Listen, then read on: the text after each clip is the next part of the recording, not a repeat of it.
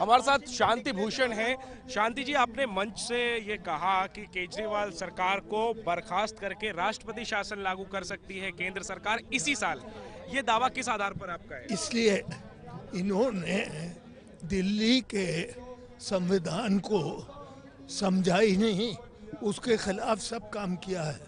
ये रिपोर्ट है केंद्र की सरकार के पास, जो उन्होंने कमेटी बनाई थी, जिन्होंने अपनी रिपोर्ट दी है, उसमें ही साफ है। ये कहते रहते हैं हमको पूरा अधिकार है, जबकि संविधान देता नहीं इनको अधिकार। इनको हर फैसला केंद्र की सरकार लेफ्टिनेंट गवर्नर के पास भेजना पड़ता है, ये भेजते ही नहीं थे। तो ये संविधान के खिलाफ काम हुआ, और संविधान में लिखा है अगर संविधान के खिलाफ कोई सरकार काम करती रही है तो राष्ट्रपति शासन। लेकिन सर, मामला सुप्रीम कोर्ट में है, फिर आपको ऐसा क्यों लगता है? सुप्रीम कोर्ट में बिल्कुल साफ है। तो सुप्रीम कोर्ट में क्या फैसला आएगा ये हम कह सकते हैं, क्योंकि संविधान की धारा इतनी स्पष्ट है कि supreme court Delhi high court के फैसले को बदल ही नहीं सकती। तो ऐसा आपको लगता है या आपको लगता है कि ऐसा होना चाहिए? नहीं, हमें लगता है कि ये होकर रहेगा। होना चाहिए कि नहीं होना चाहिए? बिल्कुल होना चाहिए। ठीक है यार लेकिन जिस तरीके से बहुमत मिला 70 में से 67 सीटें, ऐसी सरकार को हटा करके राष्ट्रपति शासन लागू करना सही है? अगर वो संविधान के खिलाफ काम करती है तो बिल्कुल सही है।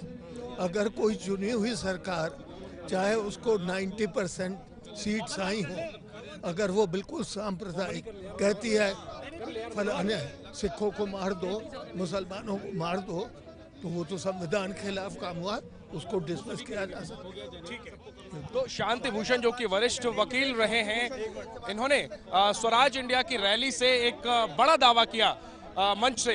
इनका कहना था कि जिस तरीके से दिल्ली की केजरीवाल सरकार कथित तौर पर संविधान के उलट काम कर रही है, ऐसे में इसी साल जो केंद्र सरकार है वो दिल्ली सरकार को हटा करके राष्ट्रपति शासन लागू कर सकती है। और जब हमने ये सवाल उनसे पूछा कि क्या केंद्र सरकार ऐसा अगर करती है तो क्या ये उचित होगा, शांति भूषण का कहना था कि ये बिल्कुल उचित होगा, क्योंकि केजरीवाल सरकार जो है वो संविधान का पालन नहीं कर रही है।